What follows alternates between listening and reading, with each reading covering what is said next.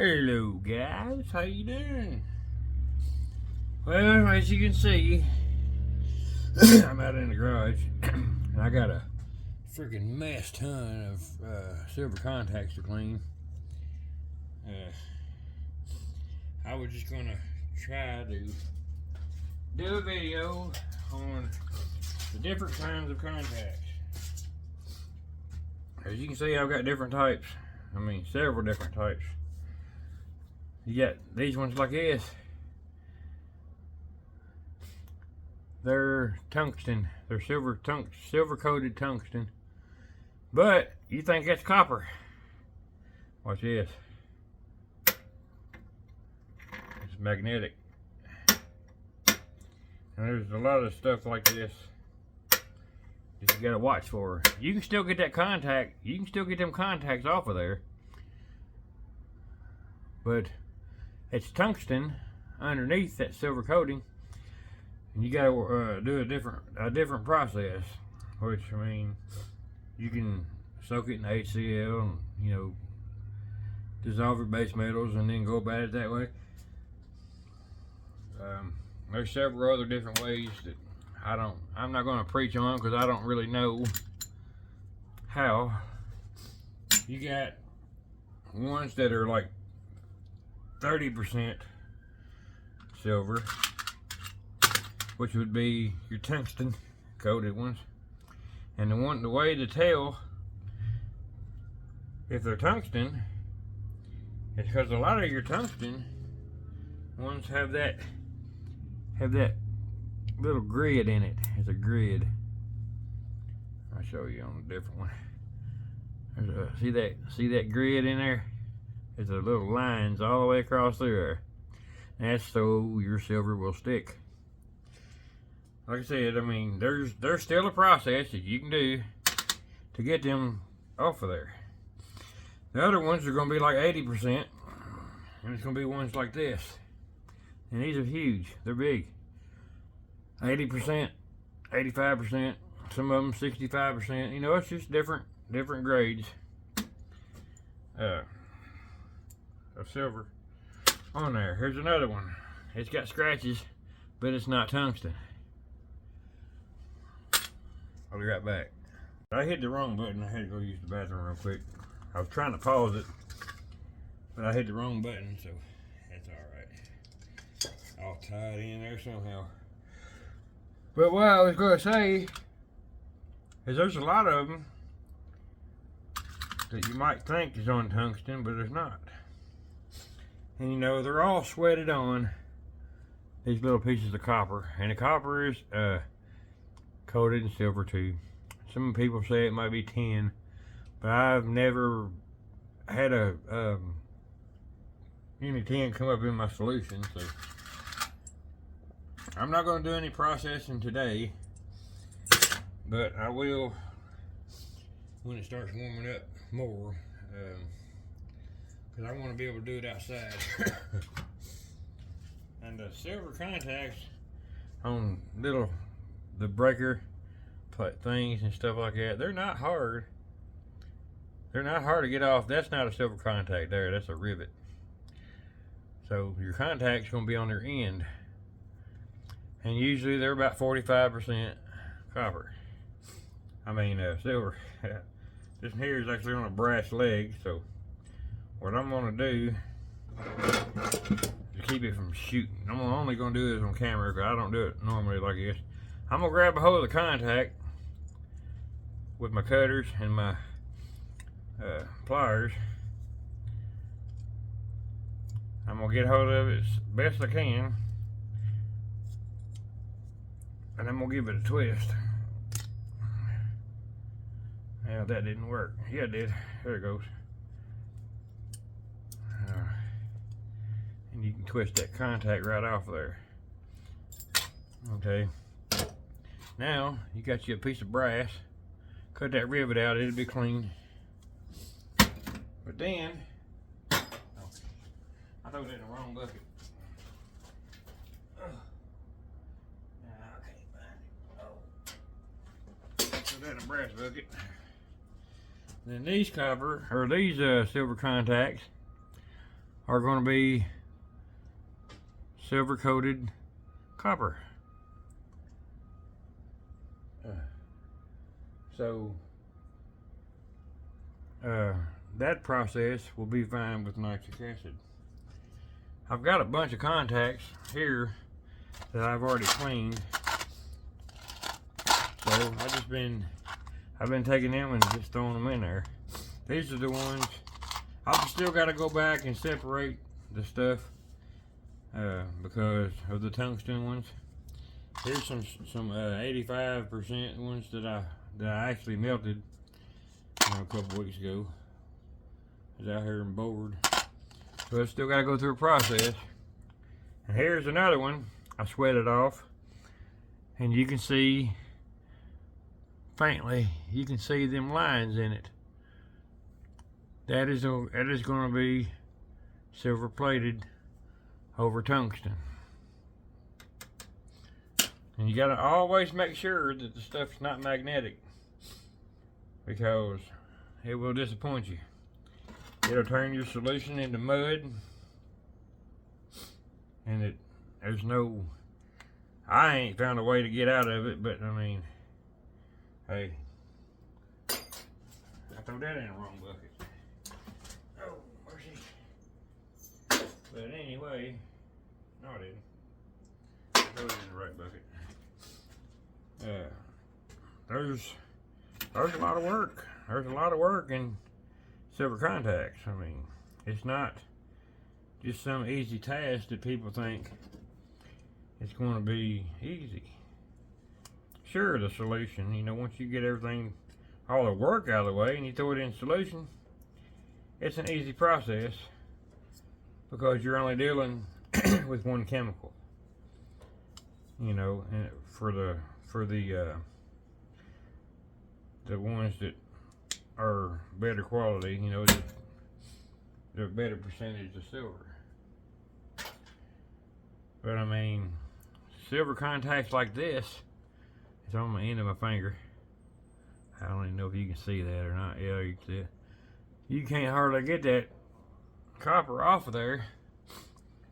So you got to throw it in solution and let it dissolve the base metal. Let it dissolve the base metals. So you get your silver off of the contact. Anyway, I got a jar full of them here, so I throw them in here for a separate process, because I most time use only HCl and let them boil and sit for a while and get all them all that base metal into solution. But I got some contacts here also that I got off some of my breakers, and again, you see it's got a waffle pattern in it. If you can see that, there's a waffle pattern in there, and there again, that's tungsten.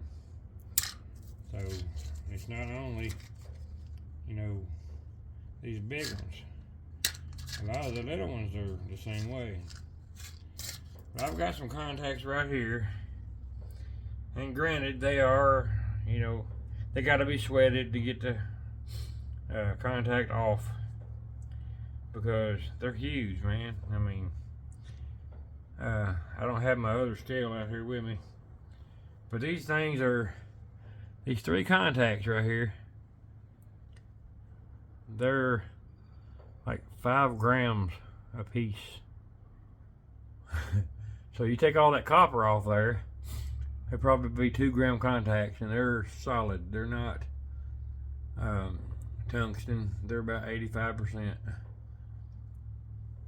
I have tested them with bleach. You can see they turn black on the contact part. I burn them. They turn white. The heat turns silver white. But anyway, there is several different base metals. You know, you got some on copper, you got some on brass. There's a lot of these that are on brass. Sometimes them are a little harder to get off because the brass likes to melt right along with your silver contact. And these are some nice ones. But like I said, it's not an easy task. I mean, you gotta get down to the nitty gritty, and you gotta really do some work to get some of these contacts off of here. Then you got the nasty chemicals, and you got all this other junk that, you know, if you're dealing with the smoke, make sure it's got a breeze or a fan in your face or something, because the fumes are really nasty. I mean, in this bunch here, there's a lot of contacts here. It's on brass. You know, brass has still got a fairly decent, you know, melting heat temperature, but you know, still, I mean,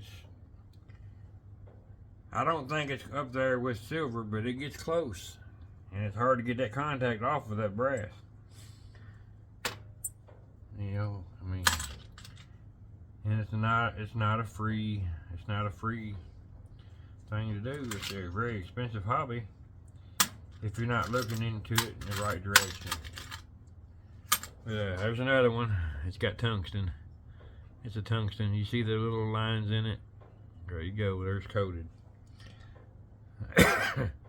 These right here are really nice, but it's going to take a lot of heat to get that off of that base metal because it's so thick. Hell, that's 1/2 inch thick. But you got some really nice high grade 85-90% contacts on stuff like this, and it's not tungsten. You see no lines. It's smooth. But anyway, guys, I just wanted to get out here and, you know, get a video on here. I know I've been slacking a lot lately. You know, I mean, I had that surgery thinking it was going to fix me. I've never stopped hurting. So, I guess it is what it is, guys. I mean, I'm getting ready to call my doctor and tell him, look, if I'm not going to quit hurting, just send me back to work.